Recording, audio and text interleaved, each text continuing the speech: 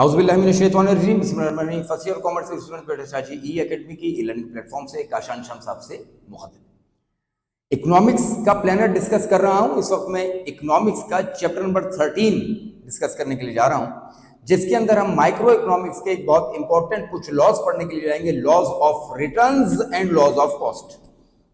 Return को वक्ती तौर पर समझ लो, प्रॉफिट वैसे बेसिकली प्रॉफिट नहीं है, लेकिन मैं वक्ती तौर पर कह रहा हूं ताकि तुम माइंड मेकअप कर लो।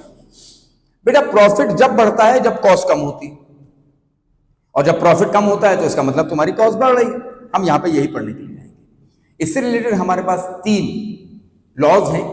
Laws of increasing returns, laws of diminishing returns, law of constant return.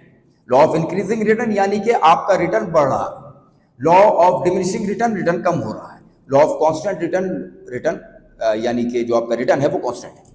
बेटा इसी के इंपैक्ट पे हमारे पास कुछ मिरर लॉज आएंगे जो कि कॉस्ट से रिलेटेड है, जिसमें आएगा law of decreasing cost, cost decrease हो रही है, law of increasing cost, cost बढ़ रही है, और लॉ ऑफ कांस्टेंट कॉस्ट। इन 6 के 6 लॉज का आपस में क्या रिलेशन है वो हम इसके अंदर डिस्कस करेंगे। बेटा ये 6 के 6 लॉज हम पढ़ेंगे डिटेल में, लेकिन डिटेल के अंदर जो आपने इंपॉर्टेंटली याद करना है वो है law of diminishing marginal returns, जो कि एग्जामिनर ने अक्सर आपसे डिटेल में पूछा है। बाकी के लॉज को हम पढ़ेंगे डिटेल के अंदर ही। आपको हमारा राइट ऑफ भी बिल्कुल डिटेल के अंदर ही मिलेगा, लेकिन इसके अंदर आपको बाकी के लॉज शॉर्ट में याद कीजिएगा। शॉर्ट में और डिटेल में क्या क्या चीजें याद करनी है वो हम वीडियो लेक्चर्स के अंदर बताते रहेंगे।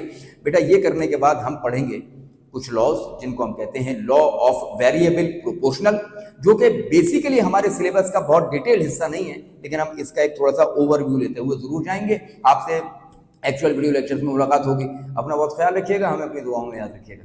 अस्सलाम वालेकुम व रहमतुल्लाह।